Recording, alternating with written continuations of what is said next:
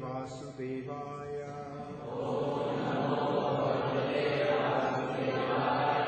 Om Namo Bhagavate Vasudevaya. Om Namo Bhagavate Vasudevaya.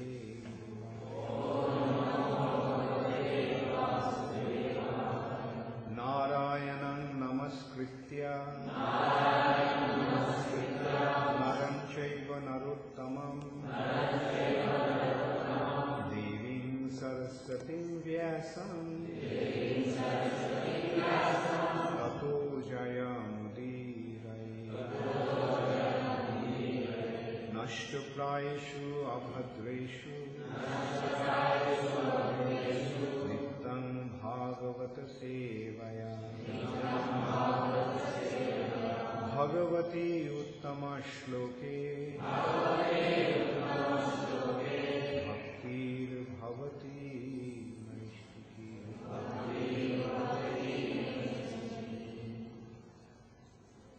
Srimad Bhagavatam, 2nd Canto, Chapter 7, Scheduled Incarnations, Text 10.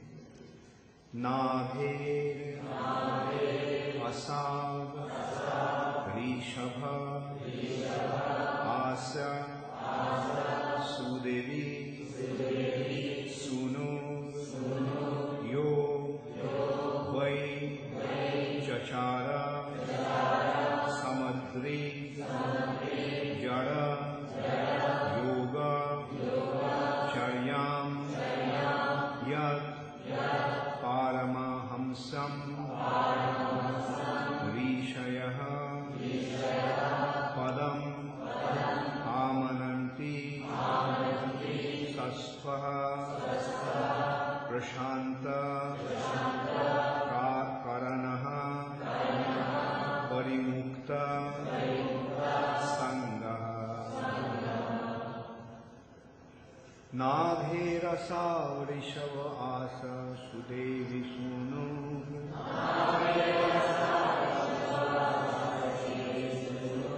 Yo Vai Chachara Samadrik Jarajoga Charjam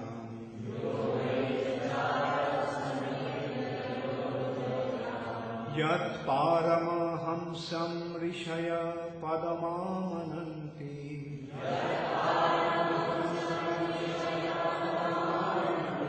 Sasva Prashanta Karana Parimukta Sangha.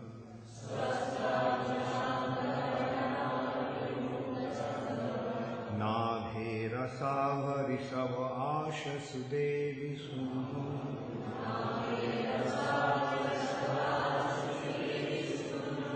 Yo Vai Chachara Samadrik Jarajoga Charyam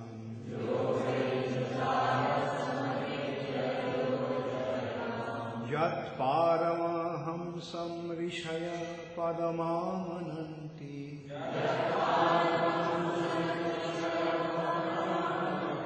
Sasta Prashanta Karana Parimukta Sangha.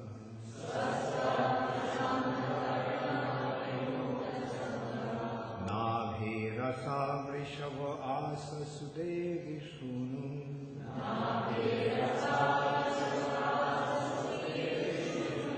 Yo Vai Chachara Samadrik Jarajoga Charyam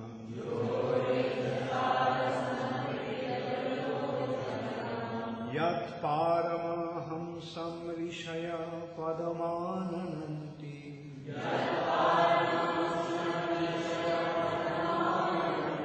Swastha Prashanta Karana Parimukta Shanga.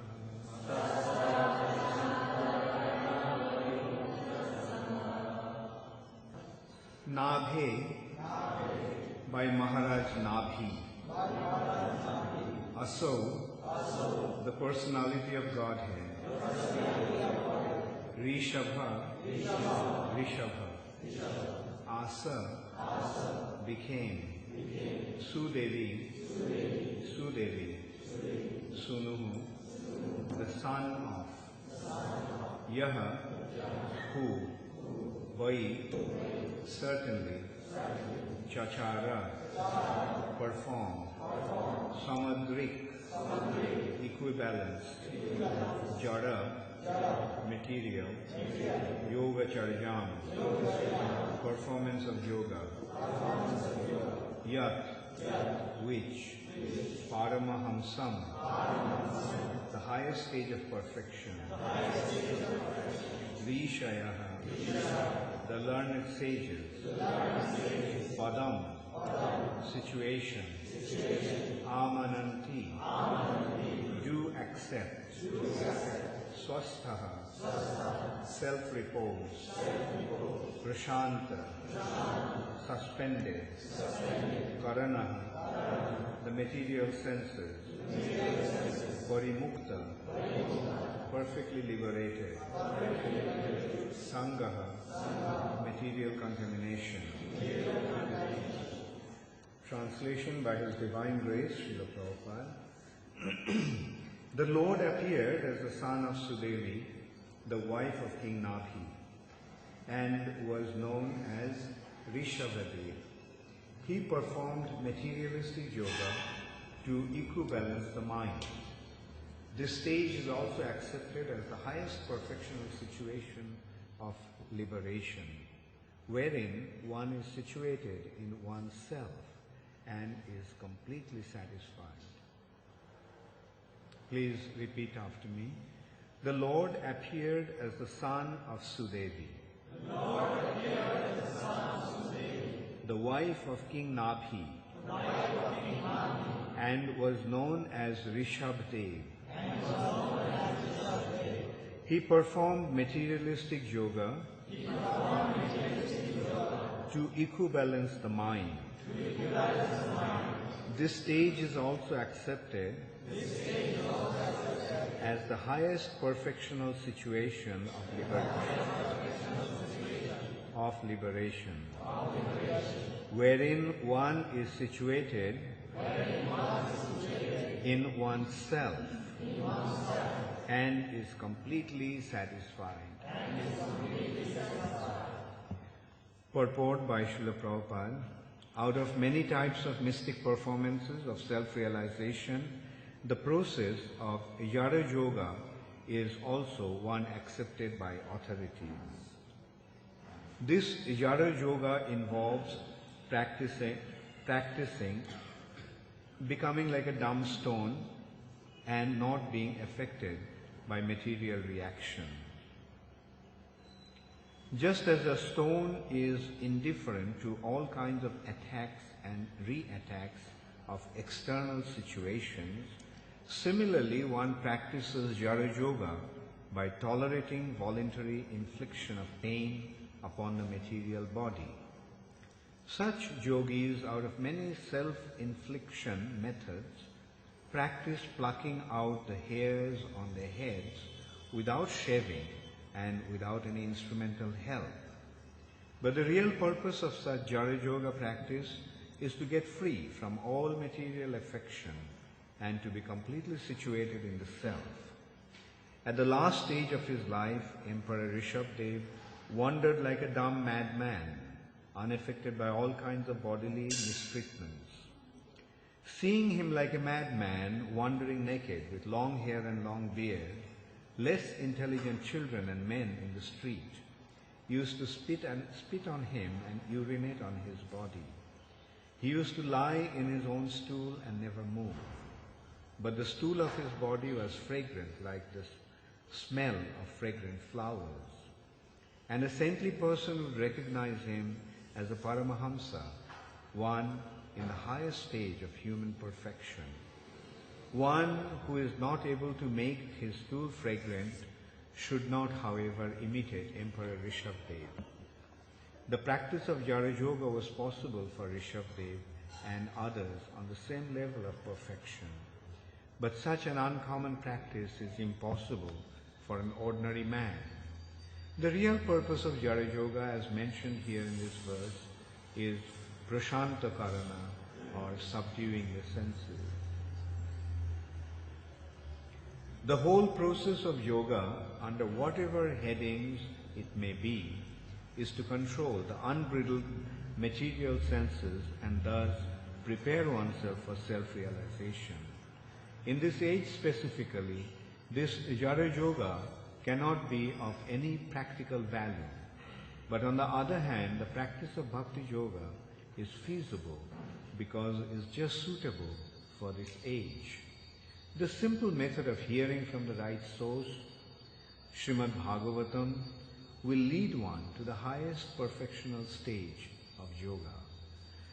Rishabdev was the son of King Nabhi and the grandson of King Agnidhra, and he was the father of King Bharat, after whose name this planet was called Bharatvarsha.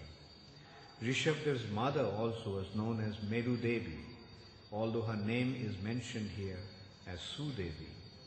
It is sometimes proposed that Sudevi was another wife of King Nabhi, but since King Rishabdev is mentioned elsewhere as the son of Meru Devi, it is clear that Meru Devi and Sudevi are the same person under different names. Nabhe Rashav Rishav Asa Sudevi Sunul Jogoi Chachara Samadrig Jarajoga Charyam Jat Paramahamsam Rishaya Padamamananti Swasthang Prashanta Karana Parimukta Sangha. The Lord appeared as the son of Sudevi, the wife of King Nabhi, and was known as Rishabdev. He performed materialistic yoga to equibalance the mind. This stage is also accepted as the highest perfectional situation of liberation, wherein one is situated in oneself and is completely satisfied. So, this chapter, the 7th chapter of the 2nd canto, is describing the scheduled incarnations, how the Supreme Personality of Godhead incarnated at different point in time in this material nature, specifically on this planet. This is the 9th description of incarnations of the Lord. The total 23 descriptions of 23 incarnations of the Lord in this chapter. Now Rishabdev is being described here. It has been described that Rishabdev was the son of King Nabhi and Sudevi. In the 5th canto, there has been an elaborate description of Rishabdev's appearance and activities. It has been described that King Nabhi, who was the illustrious son of a very wonderful personality, King Agnidhra, performed great sacrifices along with his wife, Meru Devi. In the 5th canto, Rishabdev's mother has been described as Meru Devi, whereas here, in this verse, she has been described as Sudevi.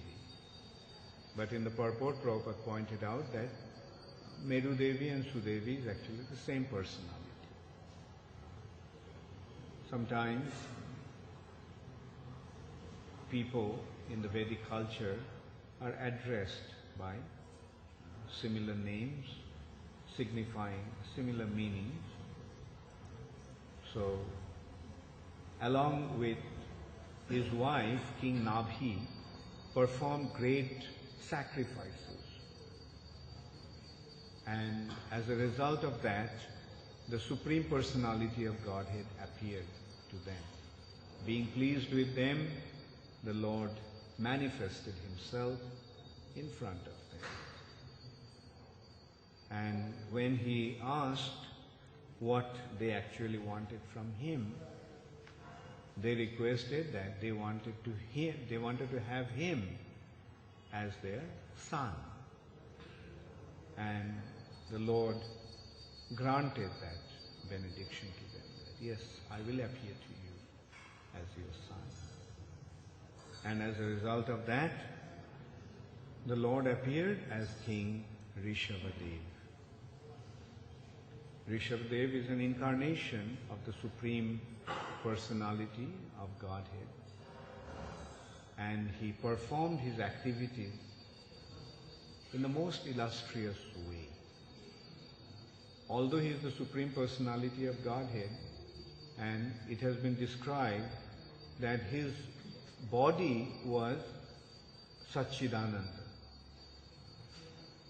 Rishabhadev's body was not material. Rishabhadev's body was spiritual body, made of eternity, knowledge and bliss.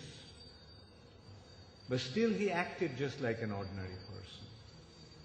He was a king, so he ruled his kingdom, but he ruled his kingdom in an illustrious way, just propagating Krishna consciousness all over his kingdom and encouraging and inspiring all his citizens to become devotees of the Lord. That is the responsibility of a king and a leader. An ideal leader must teach his followers how to become a devotee of the Supreme Personality of Godhead, how to become surrendered at the lotus feet of the Lord, because that is the perfection of human existence. To become a devotee of the Lord is the ultimate goal of life. So when one becomes a devotee of the Lord, he achieves the ultimate perfection, and that's why a leader must lead his followers to that destination,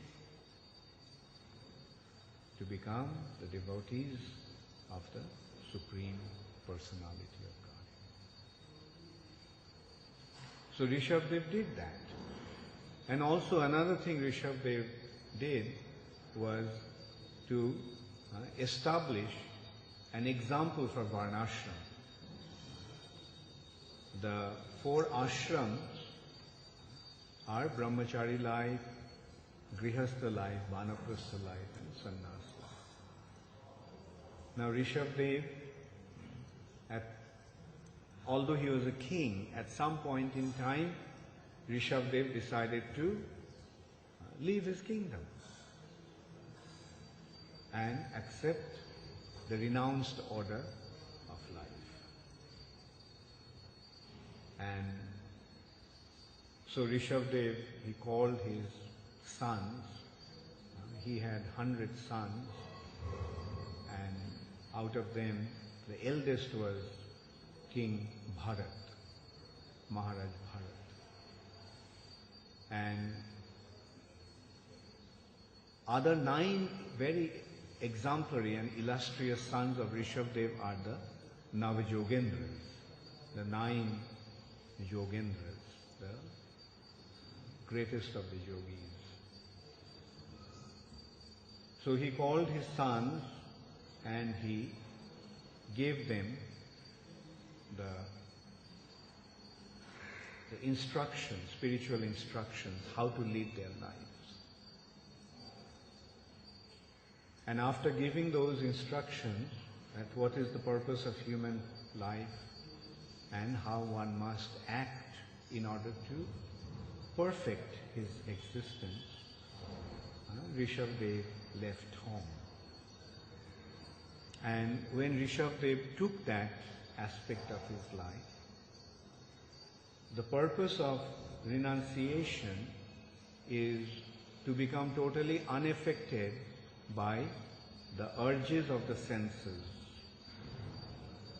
Especially in Vanaprastha, the purpose of Vanaprastha is to nullify all the attachment one develops during household life. The Vedic way of life was very scientific. The first phase of the life, the first quarter, is meant for self-restraint. brahmacharya life, student life. As a student, one must learn to control his senses, must become disciplined. Because if a student is not disciplined, he will not be able to learn anything. A person with uncontrolled senses cannot possibly acquire knowledge, especially spiritual knowledge. So Rishabdev, following the Vedic Varnashram system, although the son of a king, went through this, like every civilized human being in the Vedic culture used to do that. First phase of life is brahmachari life. Then grihastha life, householder life.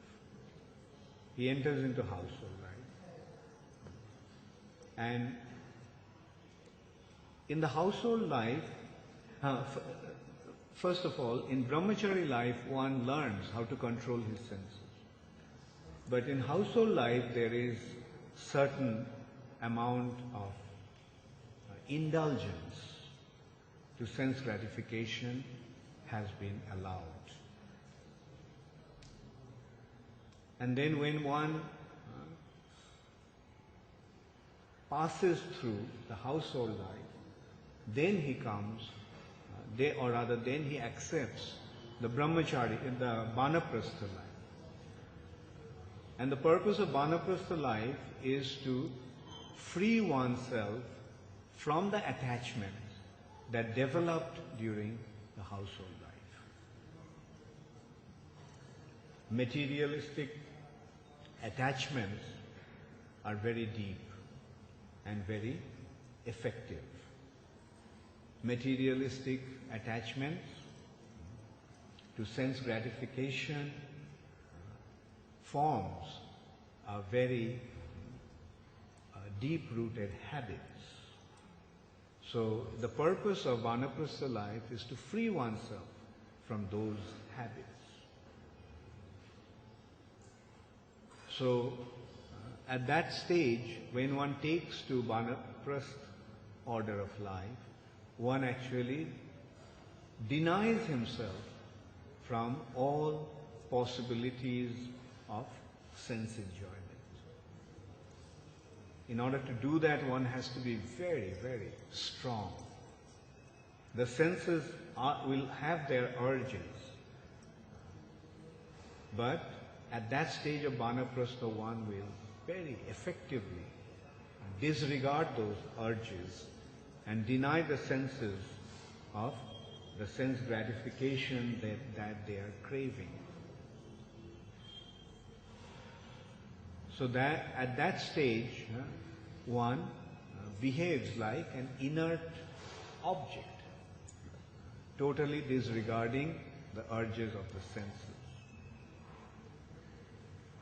And this has been described here as a yara yoga, becoming yara, inert, dumb, not at all affected by the onslaughts of the material nature. Like generally, we try to protect the body from the undesirable onslaughts of material nature. Generally, when it is very cold, we try to keep the body, or for the sake of the body, we try to create a warm and comfortable situation.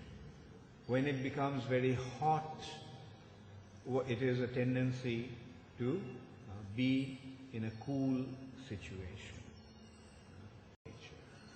Generally, when it is very cold, we try to keep the body, or for the sake of the body, we try to create a warm and comfortable situation.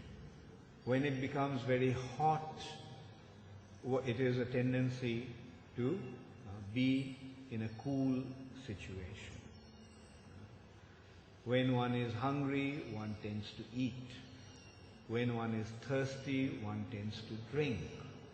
In this way, generally, one acts according to the urges of the body. But at that stage of Jara Yoga, one totally denies that. Like if it is hot, one just places himself in that situation and does not want to change the situation where the body will be a little more comfortable. And when it is cold, he doesn't make any effort to keep himself warm. When one is hungry, he doesn't indulge in eating food, and so forth. So this is how Rishabdev, through his own example, established the way of becoming detached from material sense enjoyment or urges of the senses. Then it has been pointed out that Rishabdev used to wander around, totally unconcerned about his body. Like at that stage, Rishabdev was totally unconcerned about not only the need of his body, but even the existence of his body.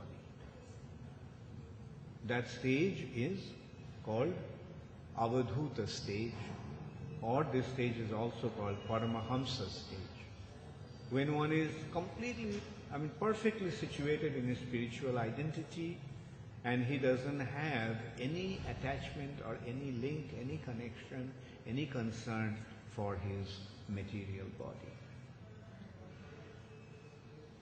He was so unconcerned about his body that he didn't even care to shave his head or trim his hair. He was so unconcerned that he did not even care to shave his beard. Like he let his hair grow, he let his beard grow. And he was so unconcerned about the body that he did not even wear clothes.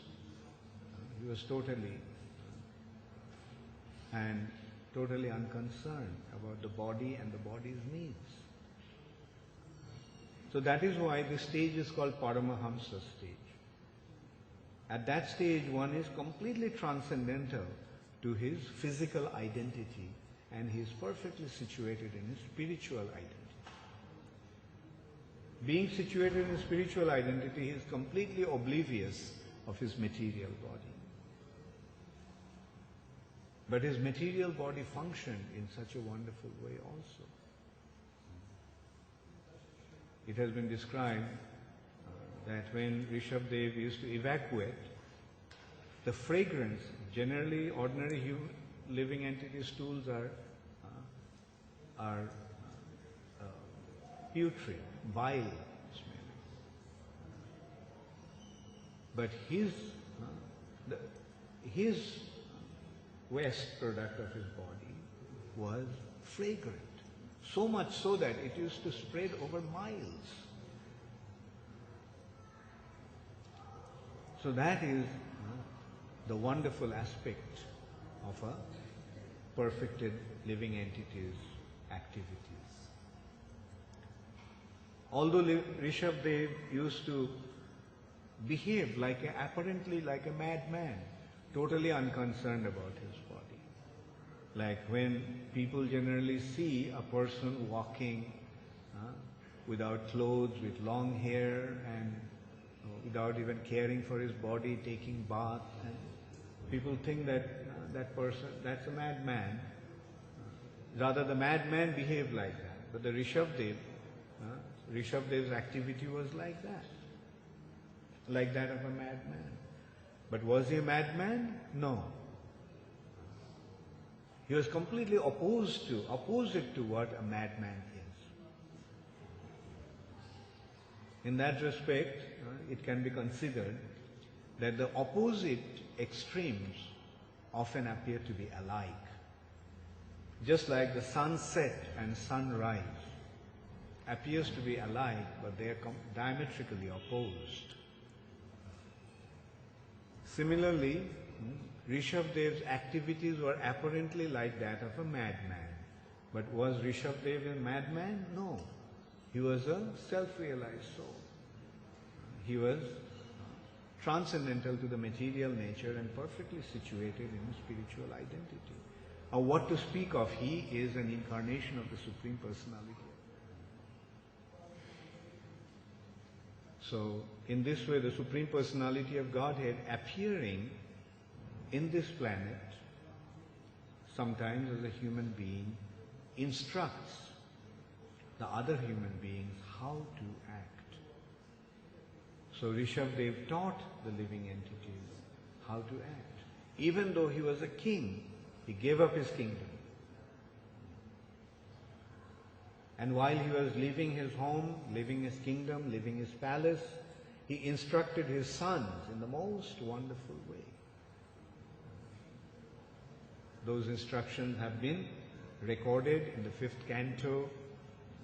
Wonderful examples, wonderful instructions to the children by a father who is about to leave his home. And then the way Rishabdev acted, totally unconcerned about his material existence. And although apparently Rishabdev appeared to be like a madman, but the wonderful thing is that thousands of people used to follow Rishabdev. Some people may have been unaware of Rishabdev's exalted position, but many people did recognize his exalted position. And they used to follow him. Wherever Rishabdev used to go, thousands of people used to just follow him.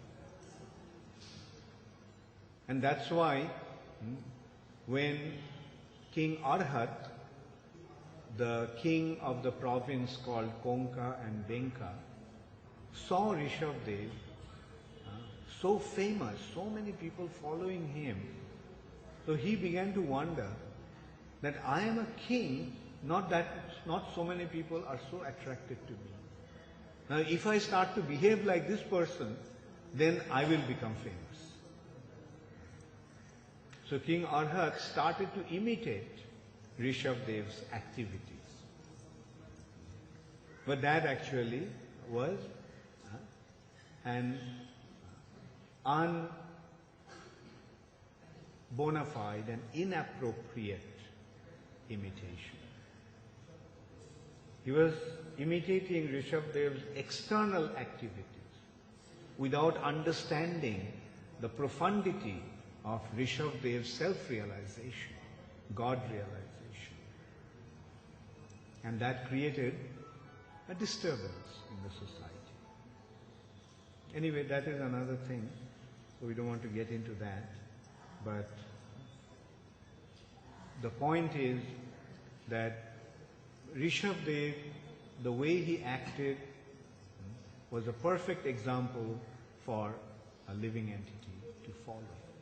But then Prabhupada pointed out that in this age, it is not possible for living entities to act the way Rishabdev acted. We can see that in this age, that Vanaprastha way of life is practically impossible. In this age, who can leave home? What to speak of his kingdom? Even an ordinary person who practically has nothing, a person whose children don't even want him to stay at home. They wonder when this old man is going to leave home or going to die. This is the condition of the age of Kali. The children think about their parents as a burden and consider, oh, it will be such a relief if he left home and went to some ashram to live. Or better still would be just die. If he didn't go to an ashram, then better let him die. So we'll be free from this burden, undesirable burden. So even though they are not wanted by their own children and grandchildren, still they want to hold on to their household situation. I remember a long time back, once in Calcutta, one of our devotees was preaching to an old man. He used to come with his family to the temple, and he was preaching to him that why you are old. He was quite a well-to-do person, quite a well-to-do business family, and the business was established by him and his children. He handed it over to them. So he was telling him that why don't you go to Mayapur and retire there? And this point was not sinking deep into that man. So he was giving various excuses why he could not leave. And then at one point he told him, this devotee was preaching to him. I was just sitting there watching him preach. And at one point he just told him that, look, you are so attached to your family, but the reality is that your family don't want you. Your family doesn't want you. Your children, you think that they're so dear to you, but actually they think they don't want you at home. They'll be relieved if you leave home and go somewhere else. And I noticed at that time that old man looked at his son and his daughter-in-law with an expectation that they would say that, no, we want him to stay. But they were silent. And it was such a pathetic sight, actually. At that time, that man, you could see that his heart really sank with pain. That he realized that his children don't want him at home. But still he would not leave. And eventually what happened? He stopped coming to the temple.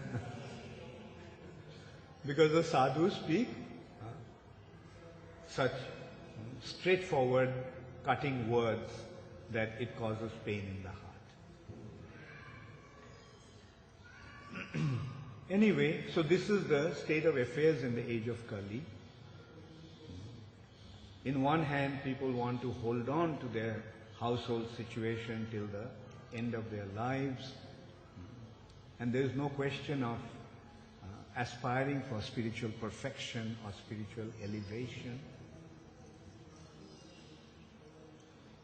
Therefore, in this age, the Supreme Personality of Godhead, appearing as Sri Chaitanya Mahaprabhu, has given us the most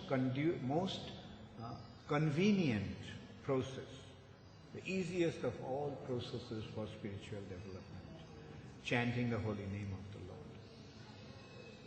In this age, one won't be able to properly practice the Vanaprastha way of life or sannyas order of life. Therefore, best is just chant the holy name in wherever you are situated. But it is wonderful to come across these illustrious examples as has been set by personalities like King Rishabdev and as an incarnation of the Supreme Personality of Godhead. And not only Rishabdev, his son also set a similar example. Maharaj Bharat, in his young age, at his young age, he left his kingdom and went to the forest. Who, due to his attachment to a deer in his next life, got a deer body. But then he was a liberated pure devotee as Jara Bharat. Hare Krishna, all glories to Srila Prabhupada, Gaur Premanande, Hare Hare. Does anybody have any question? Yes, Sitaram? This vast display by the Lord of His various incarnations, various pastimes, what would be the kernel, the main understanding behind all of it? Because generally, it's so huge and has so many, we only know of a few. People can start minimizing as beyond their conception. Yeah. The kernel instruction is that if you want to solve all the problems of your life, just surrender unto Him, because He is the supreme shelter. Through all His incarnations, He is actually teaching that. You surrender unto me, all your responsibilities will be taken care of by me. If you don't surrender unto me, you're on your own. And if you go against me, I will take care of you. Right? In another way. So that is the ultimate consideration. Like at the end of Bhagavad Gita, what Krishna suggested. Sarva dharman parityajya mam ekam sharanam. Just surrender. So that is the kernel instruction. And aham tvang sarva papebhyo mokshayishami. Don't worry. Just surrender unto me. I will take care of you in all respects.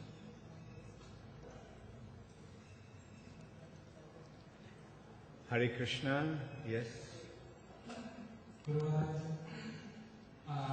in this purport of this verse, Srila Prabhupada is explaining how the king of Konkan, actually he imitated the Shukadeva. And I just wanted to confirm regarding this sect of Jainism, is it from that king or how bona fide it is and what is Yeah. Yeah, Jainism actually started with King Arhat. Actually, they pronounce his name as Arihant. But Bhagavatam describes him as King Arhat, which also means Arihant, you can say. Ari means demon, Ari means enemy, and Hant means the destroyer. The one who destroys his enemy or kills his enemy. And they also identify that their sect, Jainism, actually started from King Rishabdev. They recognize that he is the original propounder of that cult. But the actual one was the one who imitated King Rishabdev was King Arhat, who was the king of the province of Kanka and Benka. And then came Mahavir, who actually gave it the main thrust.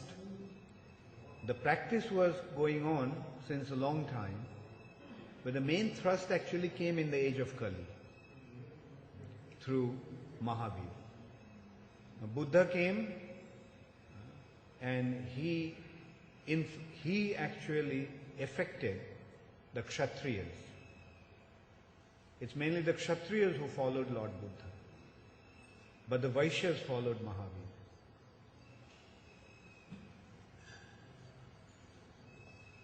Yeah, so that actually originated from King Rishabdev. I mean, in a way you can say. Yes. So what's your advice for present Vanapastas?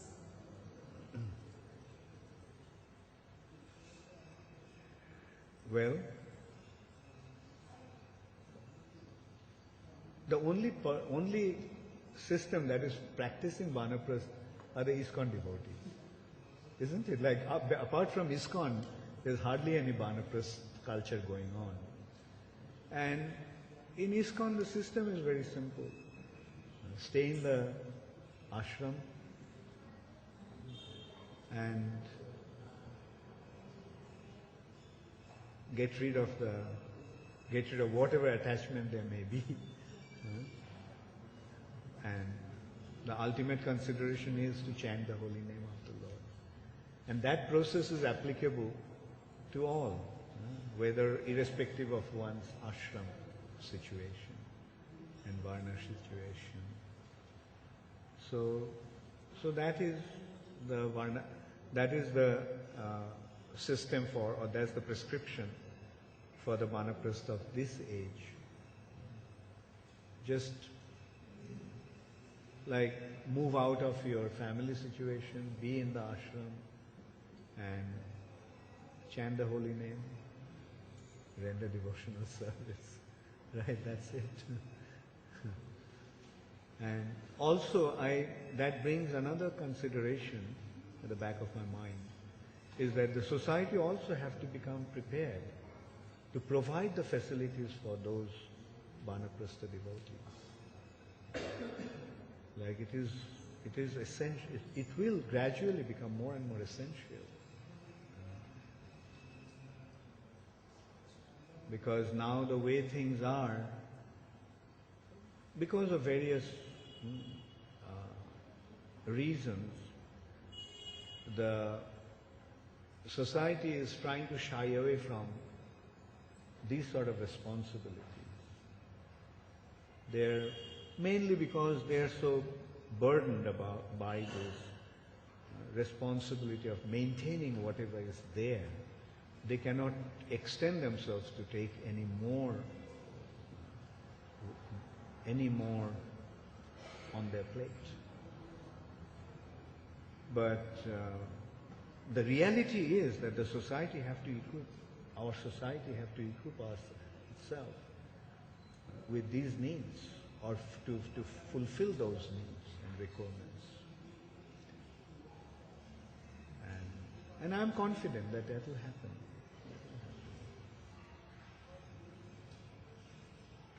At least the need is there. Now the facilitation has to be provided.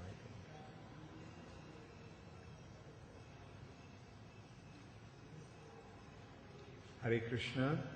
Gaur Premanand. Okay.